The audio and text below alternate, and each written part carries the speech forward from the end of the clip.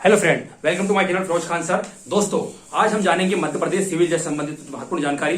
दोस्तों, जैसे आप लोग को 5 नवंबर को आप सभी लोग सबमिट कर चुके होंगे, उम्मीद है, और आपकी तैयारी अच्छी चल रही होगी। दोस्तों, मैं कुछ एडवांस कुछ आपको बताना चाह रहा हूं कि इस हमें कम समय में किसी तैयारी करनी है और कहां पर विशेष ध्यान देना है और कैसा हमारा सिलेबस है और कहां कहां में कितने नंबर से क्वेश्चन पूछे जाएंगे। ठीक है, हमारे मध्य प्रदेश सिविल जज में हमको एक स्पष्ट क्लियर कर दिया गया है कि हमसे इसी सब्जेक्ट से इतने इतने क्वेश्चन पूछे जाएंगे, जो बहुत बड़ी बात है दोस्तों। तो हमें कहां ध्यान देना है और कहां पर हमें ध्यान नहीं देना है, कम समय में हमें कैसे बेस्ट तैयारी करें। ठीक है, तो हम आइए उस सिलेबस की बात करें जो मध्य प्रदेश सिविल जज एग्जाम के लिए है। तो दोस्तों, हम बात करें लॉ। तो दोस्तों, लॉ में हमसे 110 नंबर के क्वेश्चन पूछे जा रहे हैं।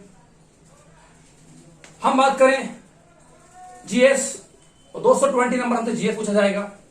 और हम बात करें कंप्यूटर, दोस्तों कंप्यूटर में हमसे 10 नंबर के क्वेश्चन पूछे जाएंगे। और हम बात करें इंग्लिश, और दोस्तों इंग्लिश में भी हमसे दोस्तों 10 नंबर के क्वेश्चन पूछे जाएंगे। इस तरह हमसे सिविल जज में कितने क्वेश्चन पूछे जाएंगे? 150 नंबर के क्वेश्चन पूछे जाएंगे। ठीक है, सबसे बड़ा पार्ट है 110 सिविल जज लॉ का। तो लॉ है सारी सिविल जज है, तो लॉ जरूरी है, लॉ कुछ सामान्य सी बात है। ठीक है, अब बात करते हैं दोस्तों हम लॉ में हमें जो कौन से सब्जेक्ट है, कितने सब्जेक्ट है। तो दोस्तों हमारे को सिविल जज में 12 सब्जेक्ट हैं। 12 सब्जेक्ट में बात करते हैं दोस्तों, तो एक हमारा है सीपीसी, एक है सीआरपीसी, एक है इंडियन एविडेंस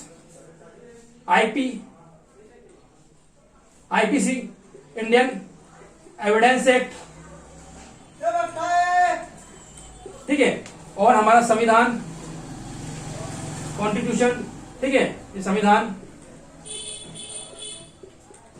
दोस्तों ये 5 सब्जेक्ट हमारे, इसमें देखिए 15 नंबर मार्क हमसे पूछा जाएगा सीपीसी में क्वेश्चन, 15 नंबर से सीआरपीसी, 15 आईपीसी, 15 एविडेंस और 10 नंबर का संविधान। दोस्तों ये 5 सब्जेक्ट हमारे ऐसे हैं सिविल जज में जो हमसे 70 नंबर के क्वेश्चन हमको इन 7 सब्जेक्टों में देखने को मिलेंगे, यानी 50% लगभग 45% से लगभग ऊपर हमको, 50% मान लीजिए आप। एक हम ऐड कर लेते हैं नेगोशिएबल इंस्ट्रूमेंट, पराक्रम लिखित अधिनियम। नेगोशिएबल इंस्ट्रूमेंट हमारा जो एक्ट है, 5 नंबर हम इसके ऐड कर लेते हैं, जो हमसे लगभग 138 या 148 धारा जो है, मतलब मेन धारा पूछी जाती है। बड़ा एक्ट है लेकिन पूछी बहुत कम एक्ट जाती है, आईएमपी है, मतलब आईएमपी ही पूछी जाती है इस एक्ट में। और 75 हमारा दोस्तों ये हुआ, 50% हमारा क्या हुआ, इतना कवर कर लेने से, 6 सब्जेक्ट कवर कर लेने से हमारा 50% दोस्तों कवर हो जाता है। अब आइए 50% हुआ दोस्तों हमारा। अब बचा हमारा शेष, हमें इस पर ध्यान देना है, जीएस पर, कंप्यूटर इंग्लिश पर। तो इसके लिए हमें क्या करना है? तो दोस्तों इसके लिए हमें जो करनी है तैयारी, वो ऐसा है दोस्तों, आप ज्यादा से ज्यादा जितने हमारे मध्य प्रदेश सिविल जज के अब तक के पेपर हो चुके हैं, 2019 तक जो पेपर हो चुके हैं, वो सारे पेपरों को आपको लगाने हैं। इससे आपको यहां पर भी कमान होगी आपकी हासिल, और यहां पर भी लॉ में भी आप अच्छा परफॉर्मेंस दे पाएंगे पेपर लगाने से। दोस्तों प्री पेपर लगाने से हमें यह समझ में आ जाएगा कि इनका पूछने का तरीका कैसा है, ये किस तरह से क्वेश्चन पूछते हैं। ठीक है, लॉ में हमने देखा अधिकतर पूछने, पुराने पेपर मैंने जो देखे हैं उसमें मैंने देखा है कि वो लगभग सामान्य से ही धाराएं पूछ ली जाती है, सामान्य से धारा ही, सीधी धारा ही पूछ ली जाती है कि इस धारा में क्या प्रावधान किया गया है, ये धारा में कौन सी धारा में क्या बताया गया है। सीधे ही क्वेश्चन इन एक्टों में देखा है मैंने, सीधे ही। ठीक है, आप कमेंट करिएगा कि सर हमें इस सीपीसी सीआरपी जो भी आपको पढ़ना है कमेंट करिएगा, मैं आपको समझाऊंगा, कैसे क्वेश्चन पूछे गए वो भी समझाऊंगा। आप प्लीज कमेंट करिएगा। वीडियो अच्छा लगे लाइक करें, बेकार लगे तो डिसलाइक भी करें। ठीक है, जैसा आपको लगे मुझे आप कमेंट जरूर करें, मुझे क्रिया प्रतिक्रिया दें आपकी, ताकि मुझे लगे कि हाँ यार बच्चे पढ़ने जा रहे हैं। ठीक है, तो हम भी बात कर रहे हैं कि हमें ये 50% हमारा हुआ। अब हम जीएस की बात करें, और जीएस में दोस्तों हमें करंट अफेयर्स पे ध्यान देना है। करंट अफेयर के साथ साथ हमें जो हमारा, यदि आप अखबार पढ़ते हैं तो अखबार के अंदर एडिटोरियल, मतलब संपादकीय जो पेपर आता है, जिसको आप विशेष तौर पर पढ़ा करो दोस्तों, उससे पढ़ने से हमें क्या होगा कि जो करंट में क्या मामला चल रहा है उस पर अच्छी राय दी जाती है। उसके पढ़ने से हमारा दिमाग विकसित होगा और हमें समझ बढ़ेगी, हम कुछ समझने की क्षमता है। इससे हमें दोस्तों हमारे मेंस में जो पेपर होते हैं, एक होता है ना, पेपर होते हैं 3rd और 4th वाले, जिसमें हमसे लॉ वो पूछा जाता है, निबंध, सामाजिक निबंध और विविध निबंध, कानूनी निबंध, 2 हमसे निबंध पूछे जाते हैं। जो पूछे जाते हैं दोस्तों करंट अफेयर, करंट के निबंध से पूछे जाते हैं। जैसे कि अभी मान लीजिए अभी हाल ही में हमारा कोरोना चल रहा है, तो कोरोना दोस्तों क्वेश्चन बनने की संभावना है। उसके बाद ये सीएए चला था हमारा।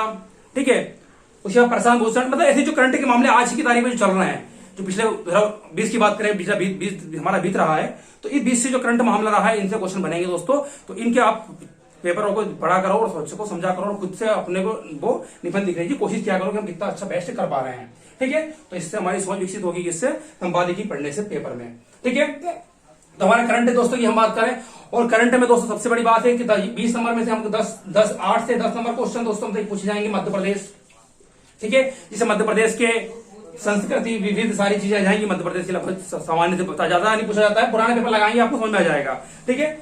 और बाकी हमारा मध्य प्रदेश तो बाकी भारत से इंडिया से सामान्य जानकारी होगी। अंतरराष्ट्रीय लेवल पे थोड़े से करंट अफेयर 2-4 नंबर के हमसे पूछे जाएंगे, सामान्य से जानकारी, ठीक है। तो और कंप्यूटर में आप पुराने पेपर लगाओगे तो सामान्य कंप्यूटर सामान्य ज्यादा हार्ड नहीं पूछा जाता है सामान्य, और जो अभी पुराने पेपर लगाने से हमें कंप्यूटर में भी अच्छा कमाल कर पाएंगे।